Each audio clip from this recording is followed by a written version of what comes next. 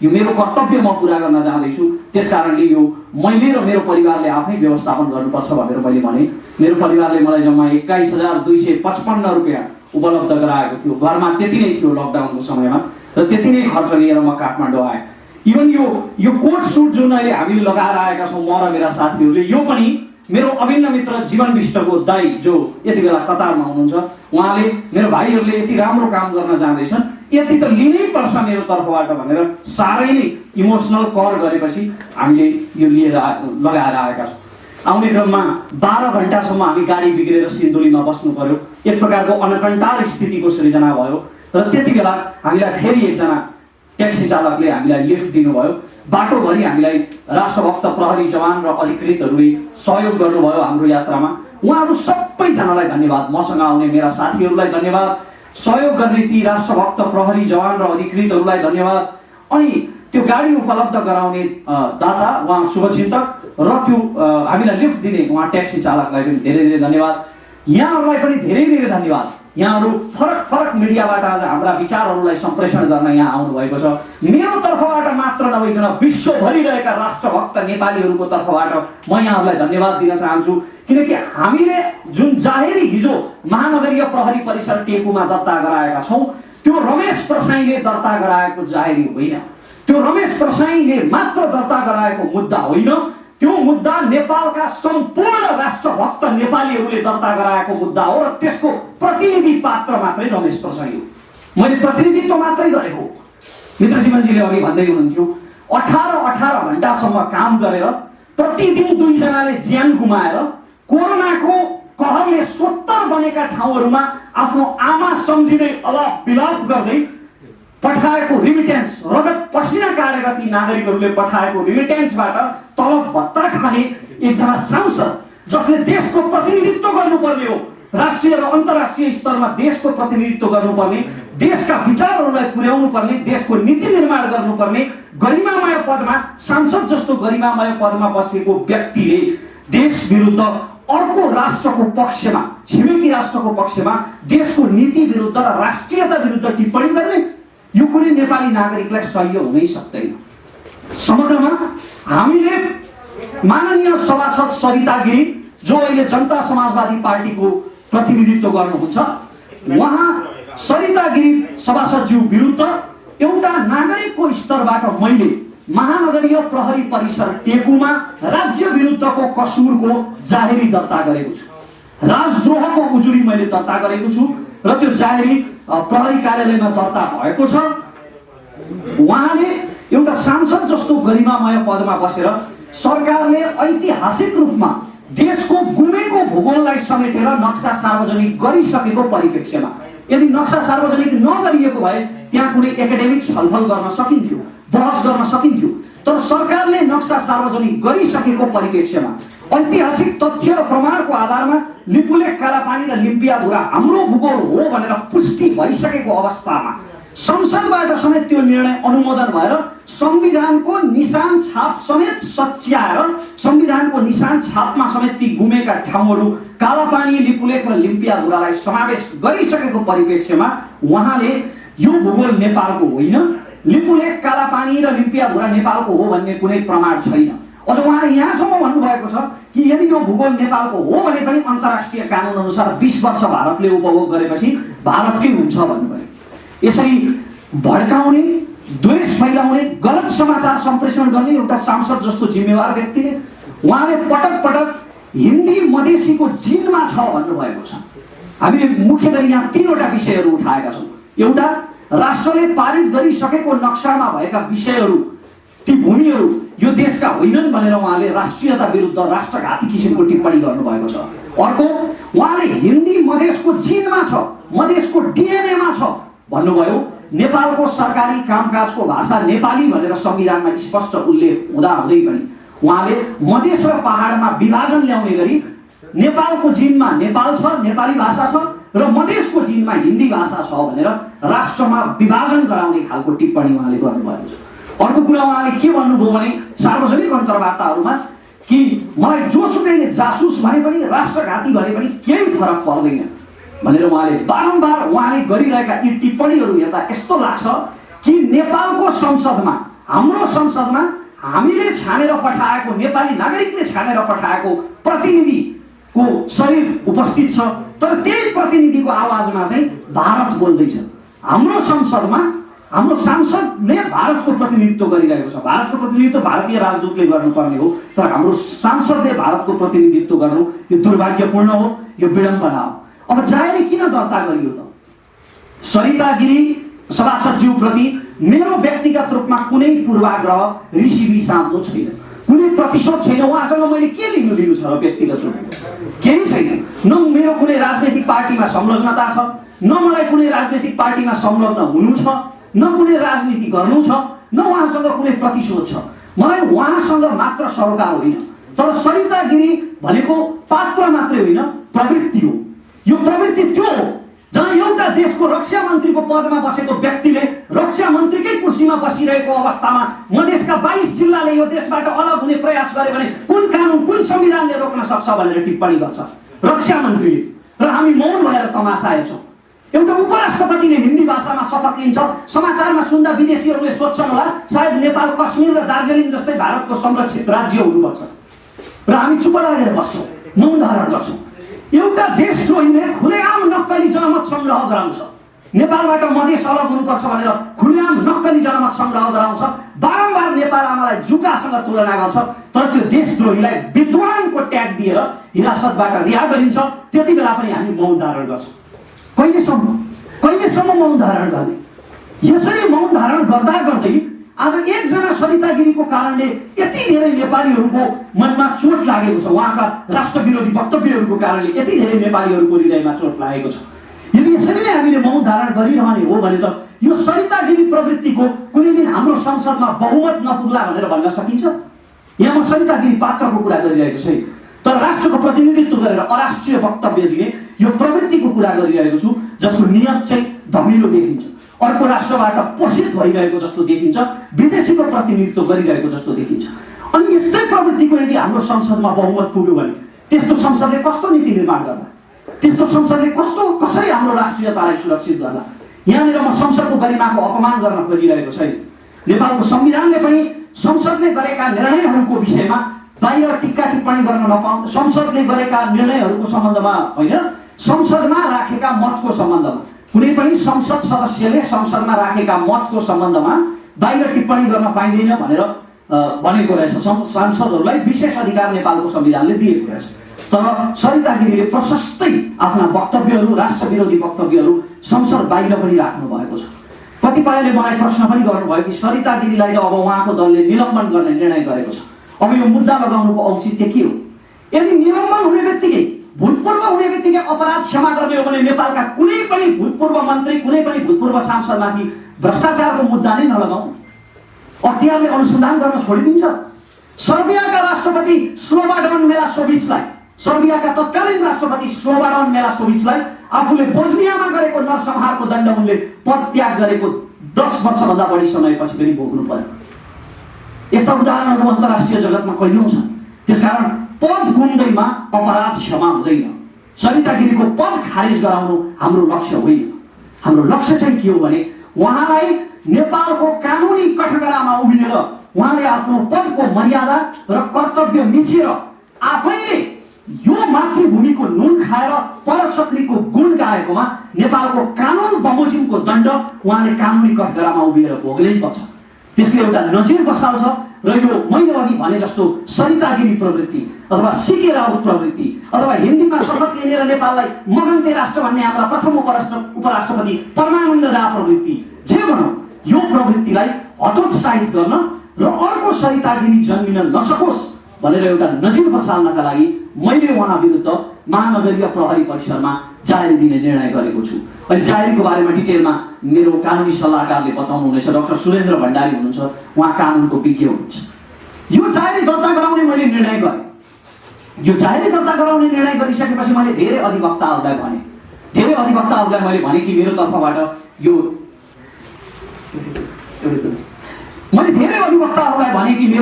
यो मुद्दामा बहस गरिदिनुहोस्, पैरवी गरिदिनुहोस्, मलाई कानुनी रूपमा सहयोग गर्नुहोस् भनेर। तर उहाँहरूले कतिपयले त चासै देखाउनु भएन। जसले चासो देखाउनु भयो उहाँहरूले पनि भन्नुभयो अलिअलि त मिलाउनु पर्छ रमेशले, हाम्रो पनि घर चल्नुपर्छ। यहाँ राष्ट्र चल्नुभन्दा घर चल्नु ठुलो छ मान्छे। तपाईँ हामीले सामाजिक सञ्जालहरूमा एकैछिन राष्ट्रियता विरोधी त्यस्ता वक्तव्यहरू हेर्दा हाम्रो मुटु दुख्छ, मन दुख्छ, हामीलाई आक्रोश उत्पन्न हुन्छ। तर त्यो आक्रोश अर्को च्यानल लगाउने बित्तिकै शान्त, घरघरि यस्तै चलेकै छ, चुलो बलेकै छ। तर जब मैले डाक्टर सुरेन्द्र भण्डारीलाई यो विषयमा मैले अनुरोध गरेँ, उहाँले सहर्ष रूपमा यसलाई स्वीकार गर्नुभयो र मेरो आर्थिक अवस्थालाई बुझेर होला सुरेन्द्र सरले मेरो तर्फबाट यो मुद्दा निःशुल्क रूपमा लडिदिने वचन दिनुभएको छ। सुरेन्द्र सरलाई म धेरै धेरै धन्यवाद दिन चाहन्छु, किनकि यो मैले अघि पनि भने यो रमेश प्रसाईको मात्र मुद्दा होइन, यो सम्पूर्ण नेपाली राष्ट्रभक्तहरूले लडिरहेको मुद्दा हो। र हामीले हिजो जाहेरी दर्ता गराउँदा नेपाल प्रहरीबाट असाध्यै सकारात्मक प्रतिक्रियासहित यो जाहेरी स्वीकृत भएको छ। यो कहाँ पुग्छ थाहा छैन, यो जाहेरीले के परिणाम दिन्छ त्यो मलाई थाहा छैन। मलाई नेपाल प्रहरीको व्यावसायिकता र प्रतिबद्धतामाथि विश्वास छ अझै पनि, किनकि अब यहाँनिर प्रश्न आउलान्, कतिपय अवस्थामा प्रहरीले गलत गरेका उदाहरणहरू पनि छन्, गलत पात्रहरू जुनसुकै पेसामा पनि हुन्छन्। तर एउटा जङ्गलबाट बाँदर आएर हाम्रो खेतको अन्न खायो भन्दैमा जङ्गलमा आगो लगाइदिने मूर्खता गर्नु हुँदैन। जङ्गल बचाउनुपर्छ, त्यसरी नै सिस्टम पनि बचाउनुपर्छ। त्यसकारण अझै पनि मलाई सिस्टमप्रति विश्वास बाँकी छ, किनकि जङ्गल राज्य नहुने हो, कानुनी राज्य कायम हुने हो भने सिस्टम सुदृढ हुनैपर्छ र त्यो हामीले नै सुरुवात गर्नुपर्छ। त्यसकारण हामीले प्रहरीमा जाहेरी दर्ता गरायौँ, सडकमा जानुको सट्टा। सडकमा जो साथीहरू जानुभएको छ उहाँहरूको भावना असाध्यै पवित्र छ, उहाँहरू असाध्यै पवित्र राष्ट्रभक्तिको भावना लिएर जानुभएको छ। उहाँहरूको त्यो अभियानलाई पनि सलाम छ, नमन छ। तर हामीले चाहिँ यो बाटो रोज्यौँ, हामीले कानुनी बाटो रोज्ने निर्णय गऱ्यौँ ताकि कानुनी रूपमै सरिता गिरीलाई दण्डित गरेर एउटा नजिर बसाल्न सकियोस्।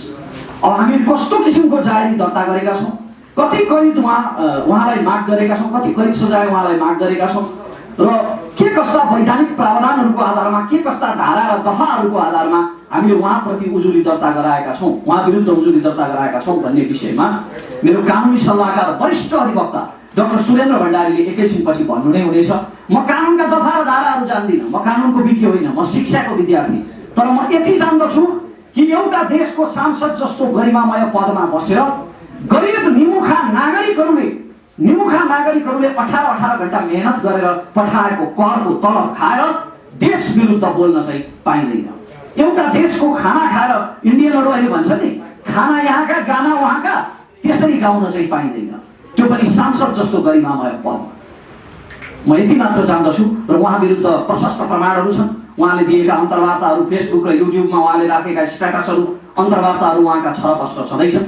मलाई अझै पनि आशा छ कि नेपाल प्रहरीले कानुन बमोजिम अनुसन्धान गरेर हाम्रो जाहेरी उप विशेष कारबाही गर्नेछ र एउटा नजिर बसाल्न सघाउनेछ। म यति मात्र भन्न चाहन्छु, यहाँहरू सबैको साथ समर्थनको लागि धेरै धेरै धन्यवाद।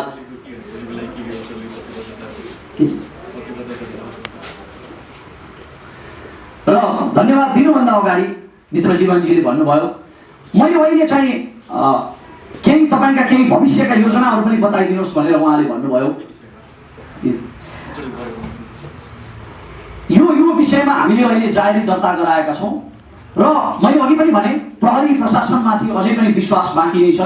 यो जाहेरी दर्ता गराइसकेपछि अब जाहेरी दर्ता गराएपछि सकियो त होइन, यहाँ त नजिर बसाल्नु छ, उहाँलाई कानुनी रूपमा दण्डित गराएर एउटा नजिर बसाल्नु छ। हाम्रो लक्ष्य त्यति मात्र हो।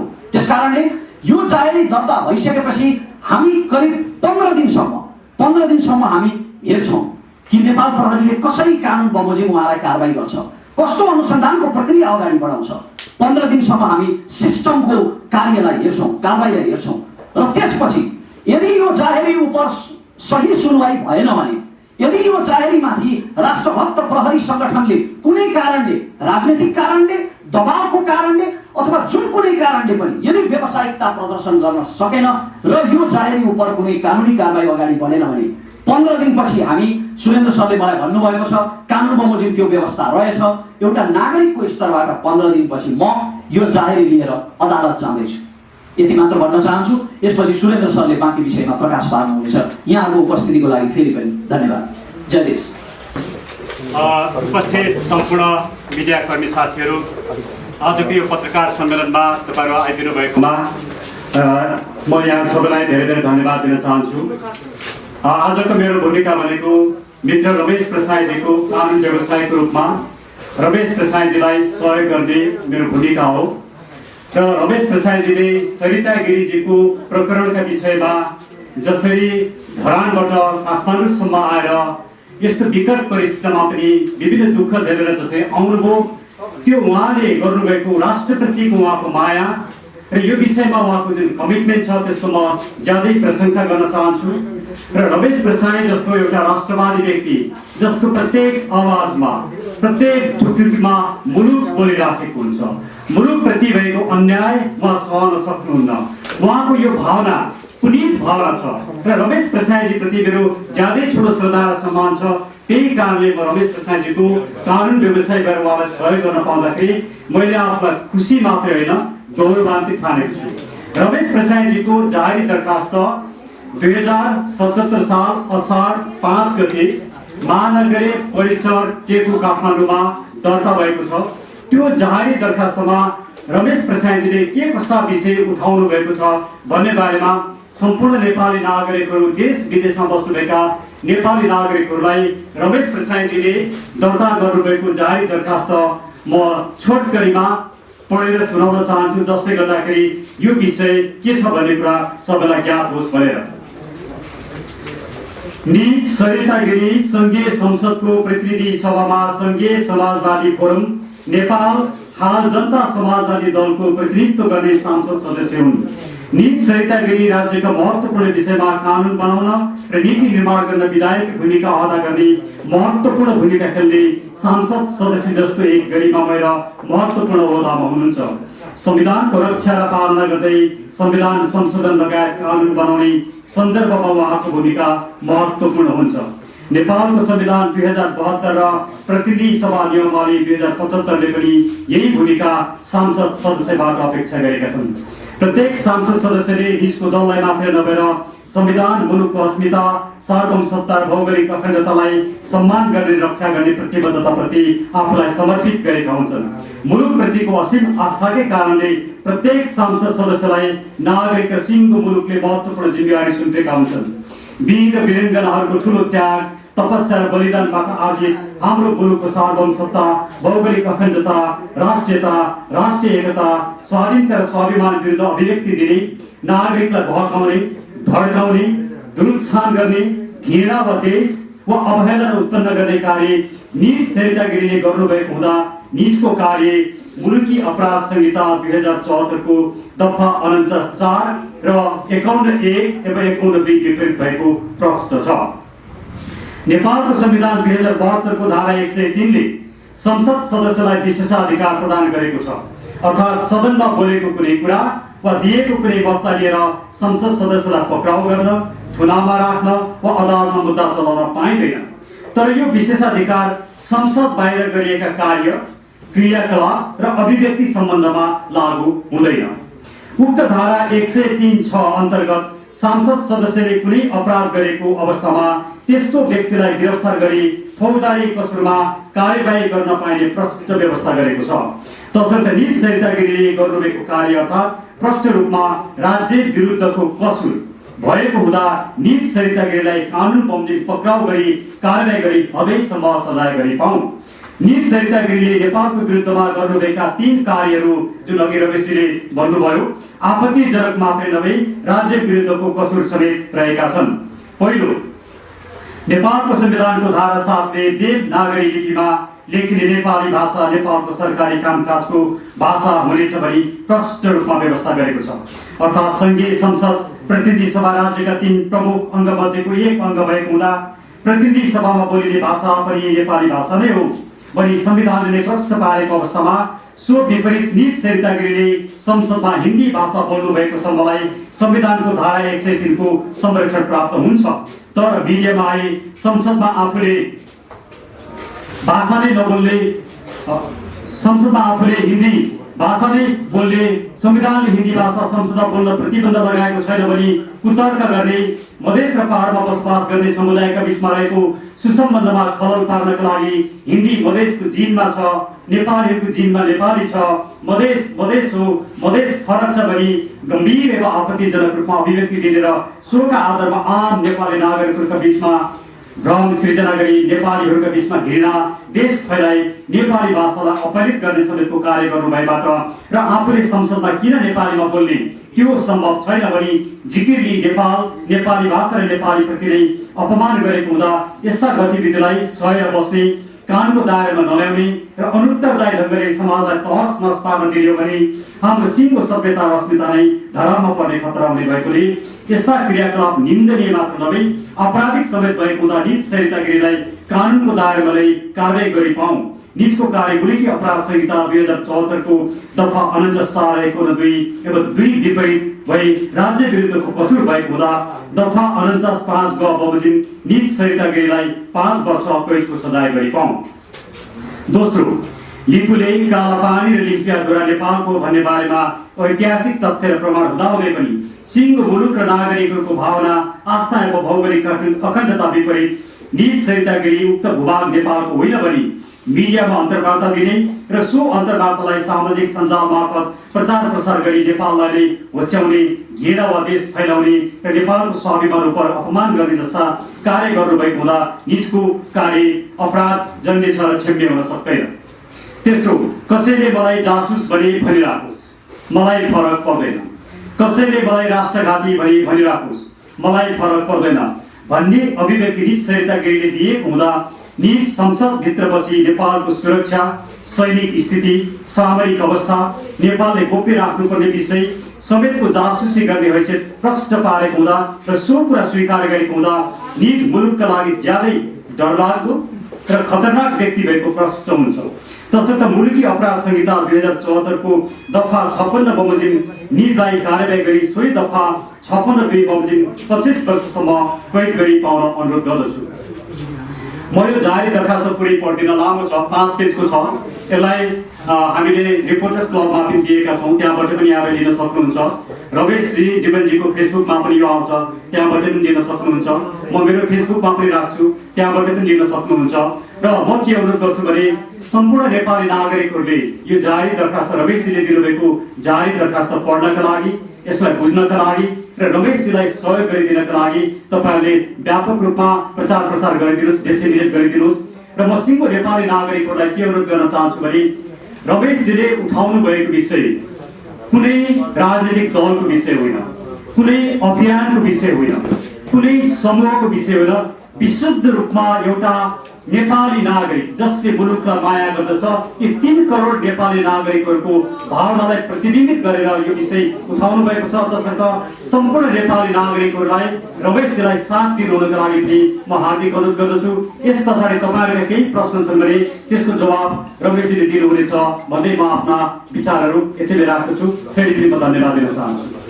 म आदरणीय दाइ ऋषि धमलालाई र रिपोर्टर्स क्लबको सम्पूर्ण टिमलाई हात जोडेर नमन गर्न चाहन्छु, हार्दिक धन्यवाद दिन चाहन्छु कि उहाँहरूको असीम स्नेहले गर्दा आज यो रिपोर्टर्स क्लबको यो गरिमामय स्टेजमा तपाईहरू सबै समक्ष यो राष्ट्रियतासँग जोडिएको मुद्दाका विषयमा जानकारी गराउने अवसर प्राप्त भयो र मलाई विश्वास छ कि यहाँहरूले यी समाचारहरूलाई सही रूपमा जस्ताको तस्तै सम्प्रेषण गर्नुहुनेछ। किनभने आजभोलि हाम्रा मिडियाहरू जसलाई हामीले सोसल मिडिया भनेर चिन्दछौँ र जसलाई हामीले मेन स्ट्रिम मिडिया भनेर चिन्दछौँ, हामी पनि कहिलेकाहीँ सत्यभन्दा टाढा, सत्यभन्दा पर जान थालेका छौँ। हामी पनि कहिलेकाहीँ टिआरपीको दौडमा भिडले खोज्ने सत्य मात्रै लेख्न र छाप्न थालेका छौँ। जस्तो कुनै व्यक्ति कुनै राष्ट्रियताको विषय आयो, सीमाना अतिक्रमण भयो, त्यो सीमा अतिक्रमण भयो भन्दा जस्तो लिपुले कालापानी र लिम्पियाधुराको मुद्दामा सीमा अतिक्रमण भयो, यो सीमानाबाट चाहिँ भारतीय सेनालाई हटाउन सकिएन भनेर प्रशस्तै समाचारहरू छापिन्छ। तर त्यसको पछाडिका तथ्यहरू चाहिँ कहाँ लुक्छन्, कहिल्यै छापिँदैनन् कि यो सिमाना कहिलेदेखि अतिक्रमण भएको थियो, कसरी अतिक्रमण भयो, किन अतिक्रमण भयो, कसका पालामा अतिक्रमण भयो, यो विषयमा खोज अनुसन्धान गर्न चाहिँ हामीले अलिकति छोडेका छौँ। किनकि हामीलाई केवल मसालेदार समाचारहरू चाहिएको छ। तर आज मलाई विश्वास छ जो यहाँ आउनुभएको छ तपाईँहरू साँच्चीकै एउटा राष्ट्रप्रतिको भक्तिभावका कारणले र सकारात्मक समाचार सम्प्रेषण गर्ने उद्देश्यले आउनुभएको छ। यहाँहरूबाट म यही अपेक्षा गर्दै यहाँहरू सबैलाई फेरि पनि धन्यवाद। रमेशजी नमस्कार। नमस्कार। प्रकाश चन्द्र दाहाल हो, म नेपाल पुकार अनलाइन टेलिभिजनमा काम गर्छु। अच्छा। तपाईँसँग भेट्ने र प्रत्यक्ष रूपमा कुराकानी गर्ने इच्छा थियो, आज त्यो इच्छा पुरा भयो। त्यो सँगसँगै तपाईँले सरिता गिरीलाई राष्ट्रघाती भनेर अभियोग पत्र दर्ता गराउनु भएको छ। हजुर। अब त्यस्ता राष्ट्रघात गर्नेहरूको अन्तर्वार्ता लिनेहरूलाई चाहिँ तपाईँको भन्नु के छ? त्यस्ताको तिनलाई अन्तर्वार्ता लिएर अझ बढी उक्साउने उचाल्ने त्यो कर्म चाहिँ सञ्चारकर्मीले गर्नुहुन्छ कि हुँदैन? यसका दुईटा पक्षहरू छन्। कसैले नियोजित रूपमा राष्ट्रघातलाई प्रोत्साहित गर्ने भावनाले र नियोजित रूपमा नियतवश त्यस्ता प्रश्नहरू गरेर अन्तर्वार्ता गर्छ कसैले भने त्यो गलत हो। तर त्यसको अर्को एउटा पक्ष चाहिँ के छ भने तिनै सञ्चार माध्यमहरूमा भएको अन्तर्वार्ताको कारणले त जनताले तिनीहरूको असली अनुहार देख्न पाउँछन् नि। जस्तो कि सरिता गिरीको असली नियत, उहाँको असली चिन्तन त मैले उहाँले सञ्चार माध्यमहरूमा दिएका अन्तर्वार्ताबाट पनि बुझेको हुँ र हाम्रो जाहेरीमा हामीले जुन कुरालाई प्रमाण सन्दर्भ सामग्रीको रूपमा राखेका छौँ ती प्रमाण सामग्रीहरूमा मुख्यतः उहाँले दिएका अन्तर्वार्ताहरू नै छन्। त्यसकारण यसका दुवै पक्षहरू छन्, तर पत्रकारको नियत कस्तो छ त्यसमा भर पर्छ। त्यस अन्तर्गत प्रश्न गर्ने प्रश्नकर्ता त रिपोर्टर्स क्लबकै अध्यक्ष ऋषि धमला हुनुहुन्थ्यो होइन? यस्तो छ, उहाँले सही गर्नुभयो कि गलत गर्नुभयो ऋषि के अरे सरिता गिरीको अन्तर्वार्ता लिएर? सरले बडो धर्म सङ्कटमा पार्नलाई मलाई यो प्रश्न सोध्नु। यद्यपि आदरणीय दाई ऋषि धमलाप्रति मेरो असाध्यै उच्च सम्मान छ, यो कुरा म फेरि पनि दोहोऱ्याउन चाहन्छु। र ऋषि धमलाका कुनै पनि कार्यक्रमका कुनै पनि अङ्क, कुनै पनि बहस सम्भवतः मैले छुटाएको छैन। म त्यति धेरै प्रशंसक हो ऋषि धमला दाईको। यद्यपि ऋषि धमला दाई नेपालको सर्वाधिक व्यस्त पत्रकार हुनुहुन्छ। उहाँ अत्यधिक धेरै कार्यक्रमहरू सञ्चालन गर्नुहुन्छ। त्यसकारण त्यो व्यस्तताको कारणले गर्दा सायद सरिता गिरीको अन्तर्वार्तामा जुन किसिमको गृह कार्य देखिनु पर्थ्यो, मेरो पक्षबाट हेर्दा जुन किसिमको गृह कार्य देखिनु पर्थ्यो, जसरी तथ्य र तथ्याङ्कको आधारमा प्रश्नहरू गरिनु पर्थ्यो, त्यो चाहिँ ऋषि धमला दाईको अधिक व्यस्तताको कारणले गर्दा उहाँले त्यसरी प्रश्न गर्न नपाउनु भएको पनि हुनुपर्छ। र म उहाँको असाध्यै ठुलो प्रशंसक भएको हुनाले यति आलोचना गर्ने मेरो नैसर्गिक अधिकार हो। त्यो अन्तर्वार्तालाई एउटा डिजाइनमा गरिएको अन्तर्वार्ता हो भन्ने तपाईँको बुझाइ होइन त्यसो भए? मलाई मेरो बुझाइ चाहिँ दाईको व्यस्तताको कारणले गर्दा त्यो गृह कार्य अलिकति कम देखियो कि भन्ने मात्र बुझाइ हो। नेपाली गीत सङ्गीत र स्रष्टा अनि ती भित्रका अनेकौं नालीबेली अब एकै ठाउँमा अनलाइन संगीतसरोवर.com। एकचोटि त हेर्नुहोस् संगीतसरोवर.com।